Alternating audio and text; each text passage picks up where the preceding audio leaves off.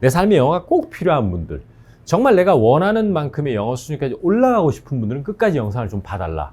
요번 시리즈물은. 특히 퓨처 셀프라는 책을 읽으면서 제가 느낀 것은 그분이 떠오르더라고. 이분께서는 인서울 출신이 아니에요. 소위 말해서 지방대 출신인. 그러니까 이분은 신입사원 때부터 구내 식당에서 동기들하고 밥 먹으면서 맨날 입에 단 말이 뭐냐. 난 반드시 여기서 공장장 한다. 그게 바로 퓨처 셀프라고 저는 보거든. 미래를 그렸다는 거 아니에요. 그런 명확한 미래 목표가 잡히면은 중간에 계속 그걸 달성하기 위한 행동을 하는 자신을 발견하게 되거든요. 해외에서 컨설턴트들이 오면 이분은 스몰 토크를 즐기시려고 하는 거예요. 왜냐면 업무와 관련 없는 개인 삶의 얘기, 비즈니스 영어에 만족하지 않았던 거지. 왜냐? 더 성장하고 싶었던 거야. 왜냐면 컨설턴트들이 왔을 때도 직접 소통을 함으로써 본드, 유대? 이걸 만들려고 했던 거예요. 그 얘기가 미국 본사에 들어가지 않았겠어요? 직함은 공장장이 아니었을지언정 이미 마음과 심리적으로는 그쪽에 가 계셨던 것이죠. 그래서 이 임원분은 나중에 결국 공장장이 됐습니다. 영부를 좀 꾸준하게 지속적으로 장기간 큰 기복 없이 할 수 있는 계기, 또 동기, 그 목표하고 있는 영어 구사력 수준이 있잖아요. 그러니까 이만큼 정도는 잘하고 싶다. 그거를 달성하는 자와 달성하지 못하는 자, 그 차이는 뭐가 그 차이를 만들어내느냐. 이 역시나 명확한 미래를 구체적으로 그려놓느냐 안 그려놓느냐가 되게 중요하다고 봐요. 영어 학습도. 대표적인 사례, 제가 떠오르는 사례를 말씀드리면, 제가 그 한국외대 통번역대학원을 졸업하고 그때 졸업시험을 저희가 6과목을 쳐요. 이제 엄밀히 말하면 저희 때는 예전 영상에도 말씀드린 적이 있는지 모르겠지만, 저희는 이제 1학년 말에 분반 시험을 칩니다. 분반이 뭐냐면은 요즘은 그게 없어진 걸로 알고 있는데, 동시 통역만 배우는 반으로 갈 것인가, 아니면 순차 통역과 번역을 배우는 반으로 갈 것인가로 나뉘어져요. 모든 과목에서 80점 이상을 맞으면 동시반으로 가요. 80점을 못 맞으면은 순차반으로 가. 저는 순차반으로 갔어요. 그럼 이제 이렇게 생각하는 사람이 있을 거야, 아마. 동시반으로 가면은 영어를 더 잘하고 순차반으로 영어를 못하는. 그건 절대 아닙니다. 그건 제 얘기가 아니고, 저희 동기들 중에 영어 실력이 출중했는데도 순차반 하는 게 더 많았어요. 어쨌든, 그래서 이제 저는 순차반으로 갔고, 순차에 가서 졸업시험을 6과목을 칩니다. 6과목. 우선 과학기술 번역이라는 게 있고, 법률 쪽 그런 번역이 있고, 또 뭐가 있고, 그 다음에 영어를 듣고 한국말로 통역하는 거, 그 다음에 한국말을 영어로 통역하는 거. 이렇게 하시면 6과목이에요. 그걸 한꺼번에 다 80점 이상 맞으면 졸업을 한 방에 하는 거고, 한 과목이라도 80점이 안 되면 한 번 더 시험을 봐야 돼. 근데 저는 열심히 그래도 2학년 때 좀 해서 스터디도 많이 하고 해서 한 방에 붙었어요. 저희 저는 이제 원래 통역대학원 25기인데 제가 1년 휴학을 하는 바람에 26기들과 같이 시험을 봤고, 그때 남자가 한 8명이었던 것 같아요. 남자 한 8명 정도 했었는데, 이건 정말 제 자랑 좀 하면 남자 중에 유일하게 제가 한 번에 합격했습니다. 그래서인지 그때 이제 저희 교수님이 졸업이 2월 며칠일 거 아니에요. 졸업하기 전에 저를 이제 어떤 회사에 이제 면접에 이제 보내줘서 제가 이제 면접을 보고 한 3일 봤던 것 같아요. 실제 통역하는 거, 이걸 그쪽 임원분들이 보고 이제 들어가서 일을 하게 됐는데, 이제 그것과 관련된 이야기입니다. 그때 모 상무님이 계셨어요. 저희 프로젝트 매니저였고요. 상무님이자 프로젝트 매니저이셨죠. 저희는 이제 중진류 고도화 사업이라고 그래서 그 보통 원유를 수입해 오면 보약으로 치면은 2번 따리고 버릴 거를 10번을 우려 먹을 수 있는 기술을 가지게 되는 거예요. 중진류 고도화라고 하는 것이. 그러면 정유회사 마진이 엄청 많이 남겠죠? 하나 사와가지고 10번 갈아가지고 다시 주유소에 파니까. 근데 어쨌든 그런 프로젝트를 할 때 제가 모시고 있던 상무님이신데, 그때도 그랬고 지금 돌이켜보면 또 특히 퓨처 셀프라는 책을 읽으면서 제가 느낀 것은 그분이 떠오르더라고요. 왜냐하면 통상적으로 이제 정유업계도 특히 어떤 특정 정유회사는 스카이 출신이 너무 많아. 그리고 막 그쪽 인맥이 아니면 임원은 힘들다 막 이런 말도 있고. 근데 이제 이분께서는 인서울 출신이 아니에요. 이제 소위 말해서 지방대 출신인. 그런데 제가 후에 들은 얘기가, 이분은 신입사원 때부터 구내 식당에서 자기들 피어들, 동기들하고 밥 먹으면서 맨날 입에 단 말이 뭐냐. 난 반드시 여기서 공장장 한다. 난 공장장이 꿈이다. 그게 바로 퓨처 셀프라고 저는 보거든. 왜냐면 그 20대 후반이었을 텐데 보통 공장장 하려면 50대 초반은 돼야 될 건데 그 25년 후의 일, 20 몇 년 후의 일을 자기가 뭐 그렇게 내다봤겠습니까? 하지만 미래를 그렸다는 거 아니에요. 그것도 공장장이라는 명확한 미래를. 그런 명확한 미래 목표가 잡히면은 중간에 계속 그걸 달성하기 위한 행동을 하는 자신을 발견하게 되거든요. 그러니까 이분은 이제 그걸 달성하기 위해서 이제 회사 생활을 하신 거지. 제가 속해 있던 회사는 미국에 있는 회사와 합작입니다. 따라서 프로젝트를 할 때 미국 회사의 지분이 51, 이쪽 회사가 49를 가져가요. 그러면은 프로젝트에서 있었던 모든 스테이터스, 일어나고 있는 뭐 공사 진척률이라든지 안전 현황이라든지 버짓, 오바란이 발생했느냐 안 했느냐, 또 협력사 선정 기준, 이 모든 것들을 다 보고를 해야 돼요. 그거 먼슬리 리포트에서 다 보고해야 되고, 또 때로는 발표도 해야 되고, 컨콜도 해야 되고. 그럼 뭐가 필요하겠어요? 영어 필요하겠죠. 어설프게 브로큰 잉글리시 해가지고 되겠어요? 물론 그렇게도 하긴 합니다. 근데 이분은 잘하고 싶었던 모양이에요. 그래서 제가 처음에 이 회사에 들어갔을 때 이분 영어 하는 걸 들었을 때 어떤 느낌이었느냐, 이분이 쓰는 모든 영어가 완벽하지는 않았죠. 하지만 직장인인데 상당히 잘하네. 특히 유학 갔다 오신 분이 아니잖아요. 왜냐면 임원들 중에서도 MBA도 하고 이런 분도 꽤 계셨단 말이에요. 근데 그런 분이 아님에도 불구하고 굉장히 잘하시는 거예요. 그래서 이제 그거를 알고 보니까 이분은 정말 그 1대1 과외도 되게 오래 하셨고, 그러니까 영어를 잘하고 싶었던 거야. 그리고 이분은 어떤 느낌을 좀 받았냐면, 보통 임원들은 공식적인 미팅 자리에서만 영어를 해요. 자기 준비해온 것, 또 아니면 자기 엔지니어링 분야에서는 잘 알잖아요. 따라서 문장이 조금 어설퍼도 소통이 된단 말이에요. 둘 다 지식이 있으니까. 근데 이분은, 저는 이제 통역사이기 때문에 임원들의 그 저녁 식사 자리에 늘 자주 갔어요. 왜냐? 해외에서 컨설턴트들이 오면 보통 임원분들이 대접하거든요. 그러면 제가 옆에 붙어 있단 말이에요. 물론 그 임원분들도 영어로 소통할 수 있지만 못 알아듣는 경우라든지 정확하게 안 될 걸 대비해서 저를 늘 스탠바이 상태로 둔단 말이에요. 제가 밥을 못 먹어. 그러면서 저 먹어! 이렇게 먹을 시간이 없어.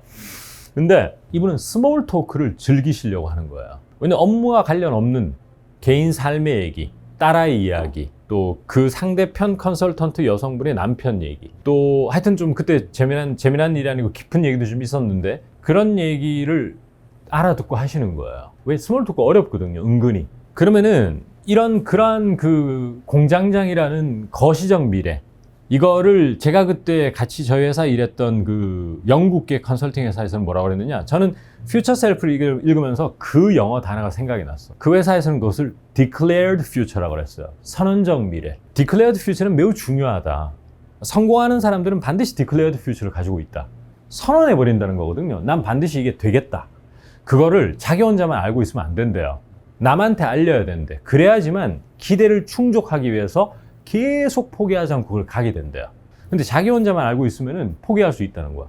그래서 declare, 선언하라. 그래서 declared future라고 그랬고, 거기에서는 세 가지로 봤어요. 인간의 행동을.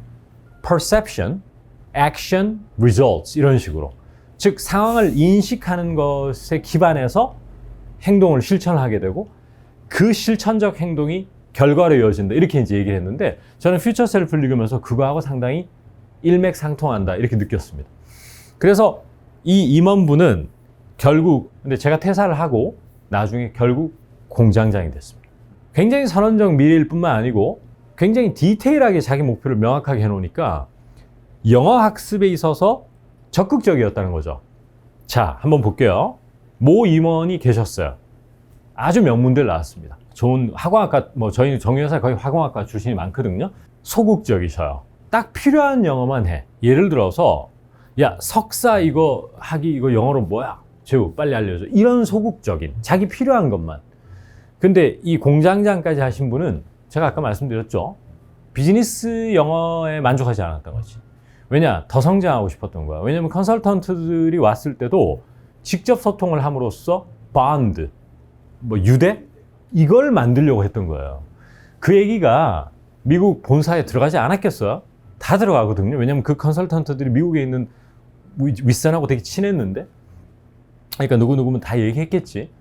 그러니까 이분들이 뭐 소위 말해서 그게 이제 뭐 기술적인 얘기를 하면 인사고과 이런 데 다 반영이 될 수밖에 없는 것이고, 영어가 수단이잖아요. 목적은 아니지만 그 최종 목표를 위해서 영어를 굉장히 열심히 하셨고, 모든 컨설턴트들이 오면 이분이 항상 데리고 다니는 거예요.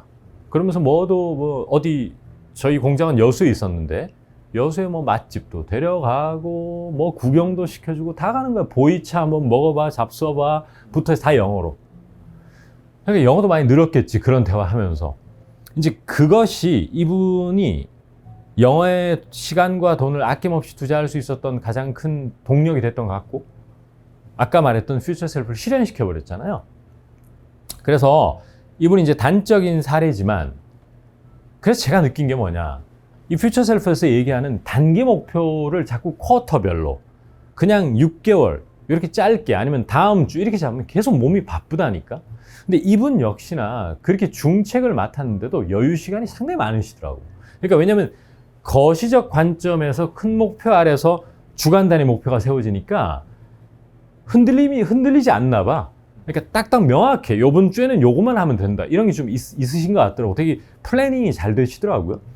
이미 그거를, 사실은 이미 퓨처 셀프가 직함은 공장장이 아니었을지언정 이미 마음과 심리적으로는 그쪽에 가 계셨던 것이죠. 이게 보통 기업 생활이라고 하는 것이 임원이 원래 목표였다가 좌절되거나 그러면 길을 잃어버려요. 그래서 이제 소위 말해서 연세 좀 있으신 팀장님들은 일을 안 해. 일을 해보면 뭐 하겠어요? 그냥 여기서 퇴직하면 되는데. 그거와 삶을 사는 그 농도의 차이가 좀 느껴지더라고, 저는. 그래서 아까 얘기한 공장장까지 하신 분들, 그분이 인생을 살아가는, 즉 커리어를 디벨롭하는 그 커리어 패스가 아주 농도가, 밀도가 아주 높은 그런 회사 생활함을 느꼈고, 그러지 않은 저 반대 스펙트럼에 있던 분들은 좀 속된 말로 하루를 때우는 느낌. 그냥 퇴직금만 생각하고. 근데 그런 또 의미가 또 다르겠죠? 삶의 그게. 그리고 영어는 뒷전이라니까. 영어 할 필요가 없지. 왜냐면 아무리 그 해외 합작이라 하더라도 영어 안 쓰면 되는데, 뭐 솔직히 영어 안 쓰고 해서 다 할 수 있거든, 그런 회사에서도. 그러니까 기회도 안 찾아오지, 당연히. 그러니까 제 말은 회사 생활의 커리어적인 성공보다 개인적으로 건강하고 가정에 충실하고 그게 삶의 목표라면 당연히 그게 더 옳은 거고요.